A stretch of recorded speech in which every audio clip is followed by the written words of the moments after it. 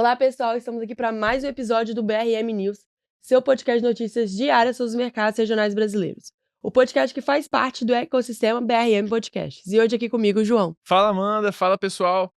No episódio de hoje, nós vamos começar falando sobre a Fertilizantes Heringer, que reverteu prejuízo e registrou um lucro de 59 milhões. Vamos falar também sobre a Samarco, batendo recorde de produção no primeiro trimestre. E, além disso, direto de Nova York, o governador Renato Casagrande anunciando o Invest ES, uma iniciativa muito importante aqui para o estado. E a gente começa falando aí boas notícias no setor agrícola. A Fertilizantes Heringer, que tem uma unidade aqui em Viana, no Espírito Santo, voltou a registrar lucro neste primeiro trimestre. Foram quase 60 milhões ali de reais, revertendo um prejuízo de 144 milhões do mesmo período do ano passado. O principal ponto que chamou a atenção na divulgação de resultados foi o impacto cambial.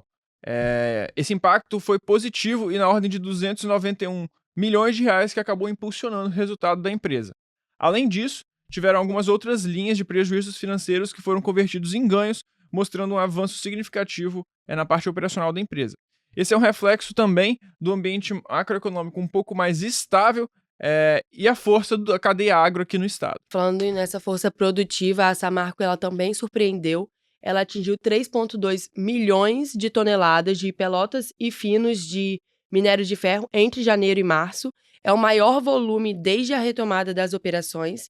E a expectativa agora é que a empresa ela pode chegar a 13 bilhões de reais de receita com a capacidade total para os próximos anos. E esse movimento acaba que reforça cada vez mais o Espírito Santo como ponto central de hub estratégico do minério, principalmente com a volta da Samarco e a ampliação dos planos que já estão em curso aqui no estado. Mas o setor logístico aqui no estado também vem acompanhando esse crescimento. A Setlog, que já opera no complexo logístico da Grande Vitória, em Viana, vai investir mais de 100 milhões aqui no estado, além ainda de ampliar as operações na Bahia e no Paraná. A logística e a infraestrutura verde ela também estão avançando, O estado vai ter até o final do ano o primeiro ponto de injeção de biometano na rede de gás canalizado. O contrato ele foi assinado entre o governo, a AES Gás e a marca ambiental, e a planta ela já está sendo construída em Cariacica, que vai transformar os resíduos orgânicos em energia limpa. Esse projeto, Amanda, posiciona o Espírito Santo como referência nacional em energia renovável e economia circular. Mas se a gente ampliar esse horizonte para o cenário global, a transição energética também é uma das pautas do foco da visita do presidente Lula na China. Falando da China, a empresa chinesa Envision, ela anunciou 5 bilhões de reais para a produção de combustível sustentável para a aviação com cana-de-açúcar. É parte do plano brasileiro de se tornar ali referência global no SAF, o combustível do futuro para os aviões. Outros investimentos chineses incluem também energia eólica no Piauí e carros elétricos em Goiás. Mas esse momento de aproximação com a China acontece no momento de trégua na guerra comercial que nós acompanhamos durante os últimos meses entre a China e os Estados Unidos. Ontem, os presidentes anunciaram uma redução temporária das tarifas praticadas entre os dois países. Do lado americano, as tarifas vigentes de 145% vão cair para 30%, e do lado chinês, as tarifas que estavam vigentes de 125% vão cair para 10%.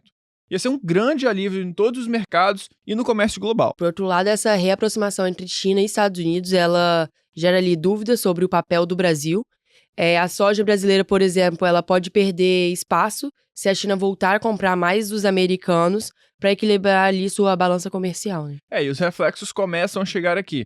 O dólar voltou a subir, pressionando o câmbio, e isso pode eventualmente afetar a inflação. Apesar disso, o Boletim Focus trouxe uma redução na projeção do IPCA para esse ano.